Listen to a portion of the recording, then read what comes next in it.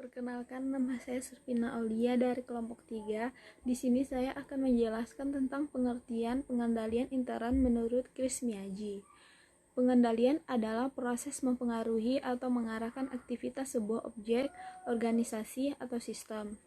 Salah satu tujuan sistem informasi akuntansi adalah membantu manajemen dalam mengendalikan sebuah organisasi bisnis.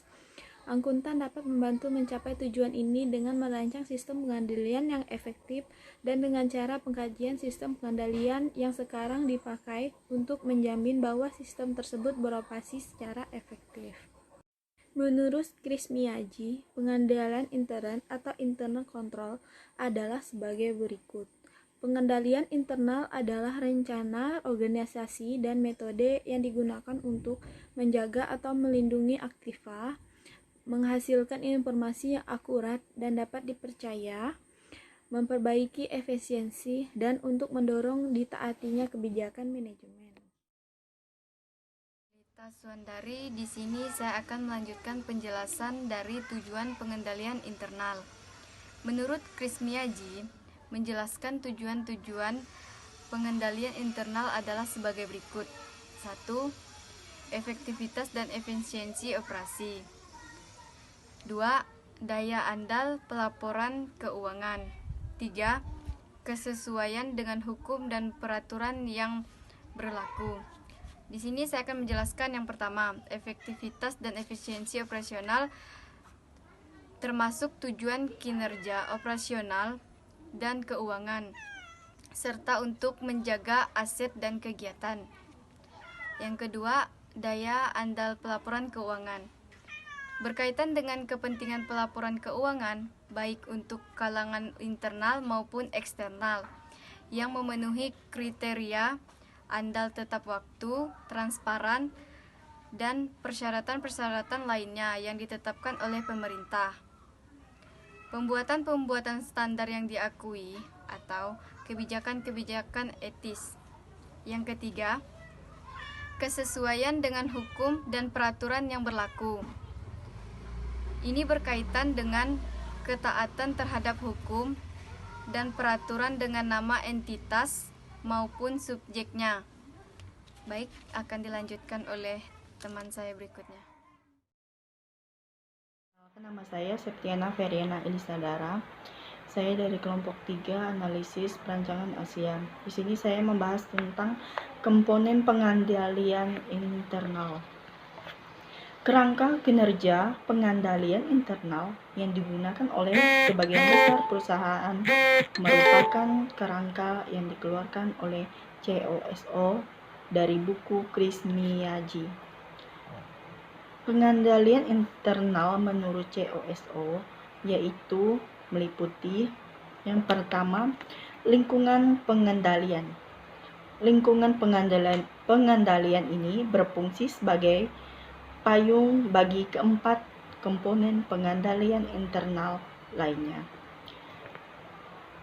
Kedua, aktivitas pengendalian. Di sini aktivitas pengendalian adalah kebijakan dan aturan yang memberikan jaminan cukup bahwa tujuan pengendalian manajemen dicapai. Yang ketiga, pengukuran risiko.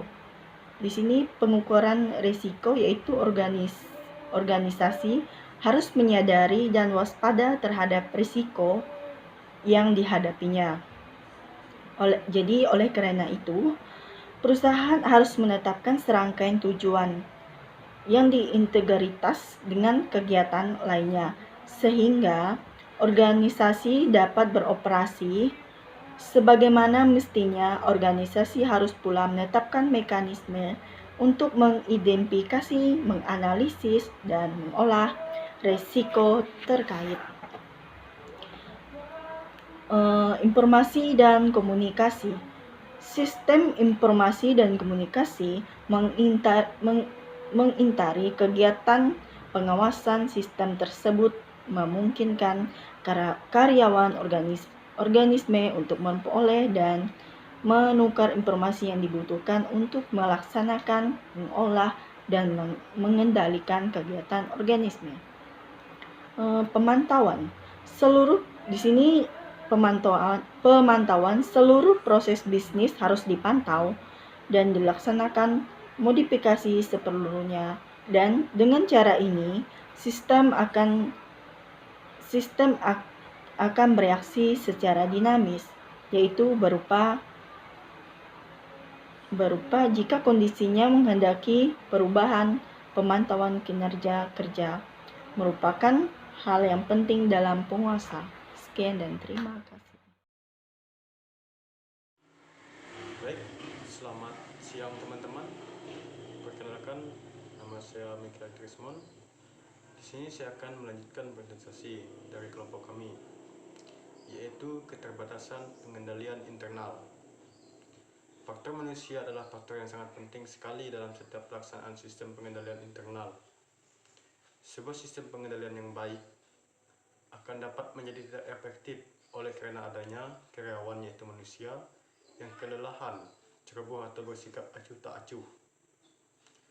Demikian juga halnya dengan kolusi, di mana kolusi ini akan dapat secara signifikan mengurangi keefektifan sebuah sistem dan mengeliminasi proteksi yang ditawarkan dari pemisah tugas. Belum lagi adanya sebuah pandangan umum yang mengatakan bahwa pada prinsipnya di dunia ini tidak ada sesuatu yang begitu sempurna, termasuk sistem pengendalian internal yang dijalankan perusahaan. Terakhir, ukuran perusahaan akan dapat memicu keterbatasan pengendalian internal.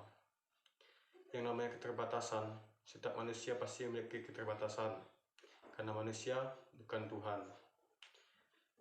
Dengan adanya keterbatasan ini, manusia akan banyak sekali mengalami kekurangan dalam dirinya, seperti kelelahan, ceroboh, ataupun bersikap acuh tak acuh. Itu sudah menjadi sifat manusiawi manusia.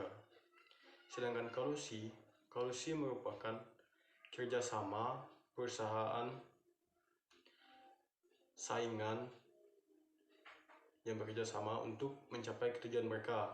Jadi, kita dalam suatu perusahaan juga akan merasa sedikit seperti kurang pede dengan perusahaan-perusahaan lain yang saling bekerja sama begitu.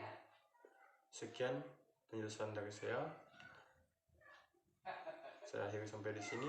Selamat siang dan terima kasih.